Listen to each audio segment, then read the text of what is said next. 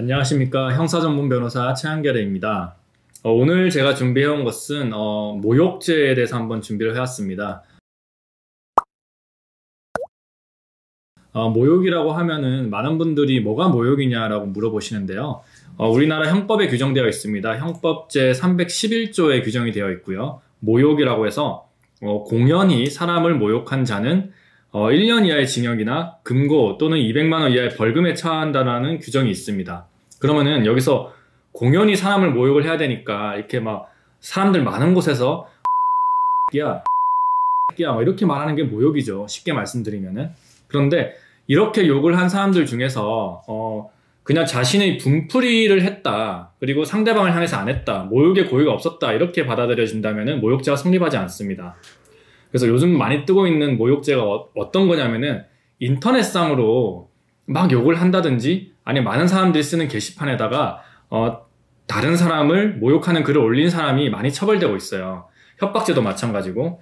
그래서 제가 최근에 한 사건 중에서 모욕죄 저희가 피해자였습니다. 어떤 피해자였냐면은 이분은 어떤 이제 여성이랑 이제 바람을 폈어요. 어떤 여성이랑 바람을 펴가지고 그 남성이 상간남 소송을 제기를 한 겁니다.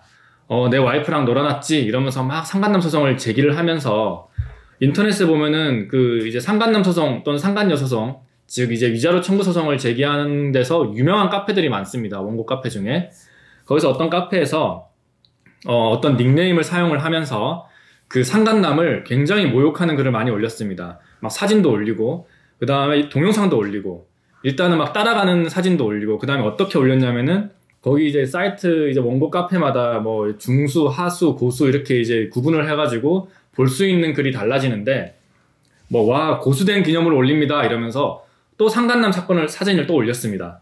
사진을 올릴 때 물론 이제 완전 모자이크를 해서 올리진 않았고 눈 부분만 살짝 모자이크해서 올렸는데, 누가 봐도 이제 피고 상간남인 것처럼 보였습니다. 글을 내리고, 또 이제 그 게시판 어떤 이제 거기 보면은 원고 카페 중에 원고들이 이제 상간남 소송을 제기하는 원고들이 많이 모여있는 카페에 이제 맵 어떤 게시판이 있습니다. 지도 맵이 있는데 거기다가 피해자가 사는 곳의 그 위치를 막 공유를 합니다. 공유를 하면서 이름을 적습니다. 이름을 적을 때 물론 이제 최한결에 이렇게 적는 게 아니라 최땡 겨땡 이런 식으로 적고, 나이도 적습니다. 나이도 몇 살이다 이렇게 적고, 직업도 적었습니다. 직업도 어떤 일을 하고 있습니다. 어디 가면은 볼 수 있을 겁니다. 어디 가서 뭘 시키세요. 이런 식으로 이제 자세하게 적어놨습니다. 그리고 어디 가가지고 무슨 내 와이프랑 떡을 치고 다녔다 이런 글을 올렸습니다. 이 글을 이제 우리 피해자분께서 다 캡처를 해가지고 다 모았습니다. 모은 다음에 이제 고소를 진행을 한 거죠. 그것을 고소를 하니까 처음에 이제 형사분들께서는 이런 거 가지고 고소를 하느냐, 너가 이런 글을 받을 만하다 이렇게 이제 말씀을 하셔가지고 수사 단계에서 좀 흐지부지 될 뻔했습니다. 그런데 저희가 의견서도 많이 내고, 그리고 이거는 정말 모욕죄다, 이것으로 인해 가지고 우리 피해자가 정신적 피해를 정말 많이 받고 있고, 그리고 앞으로 얼굴이 부끄러워가지고 밖에 못 다니고 있다, 그리고 그 글이 올라와 있냐, 지금 계속 게시가 되어 있냐 물어봤더니만 또 하나가 계속 게시가 되어 있는데, 그 중에는 모자이크가 되어 있는 얼굴도 있고, 그 다음에 밑에 어떤 이제 회사에 가는 출근하는 길 이렇게 해가지고 사진도 있고 여러 가지가 있어가지고 지금도 이렇게 이제 모욕을 당하고 있기 때문에 빨리 이제 형사 처분을 바란다 이렇게 의견서를 계속 냈습니다. 계속 내고 한 수사기관에 두세 번 출석을 했습니다. 출석을 했더니만 결국 이제 검찰로 이제 기소 의견으로 송치를 했었습니다. 그때 당시에는 이제 검경 수사권 분리가 안 돼 있었기 때문에 경찰이 이제 검사의 지시를 받아야 되는 시기였기 때문에 일단은 송치를 했죠. 기소 의견으로 송치를 했고, 검사 역시 이 정도면은 그 이제 혐의가 입증이 된다라고 해서, 웃긴 게 벌금 200만 원에 처한다라고 약식명령으로 이렇게 이제 했습니다. 약식명령으로 이렇게 청구를 하면서, 웃긴 게 범죄 사실도 우리가 주장했던 거를 상세하게 이렇게 적어놨습니다. 어떤 이제 원고들이 많이 모이는 카페에서 최한결의 박살이라는 닉네임을 사용하는 자이고, 이런 식으로 구체적으로 쫙 나열을 하면서 모욕을 하였다, 그 공연히 피해자를 모욕하였다는 게 범죄 사실이었고요. 그리고 이제 뭐 모욕으로 해서 피고인을 벌금 200만 원에 처한다.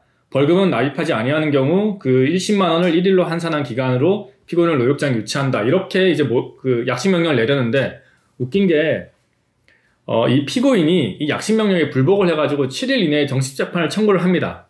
정식 재판을 청구를 해서 자기가 뭐 이런 일이 있었다 저런 일이 있었다 진짜 남자답지 못한 행동을 막 보여줘요.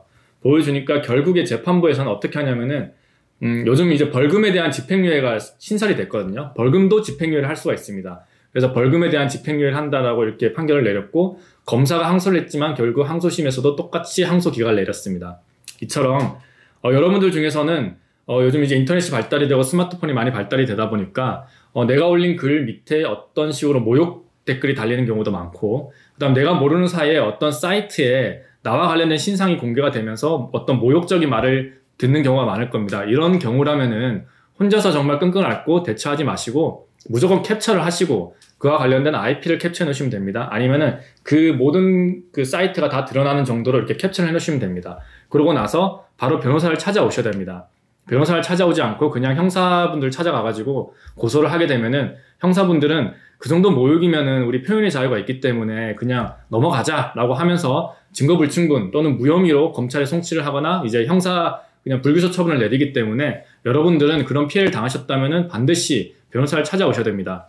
이 형사사건으로 이렇게 이제 벌금 200만 원의 약식명령이 처해졌다는 것만으로도 일단은 이 가해자는 형사 이제 가해자가 되고 전과가 남습니다. 빨간 줄이 끄이는 거기 때문에 그런 식으로 복수하는 방법을 한번 선택해 보십시오. 지금까지 형사전문 변호사 최한결이었습니다.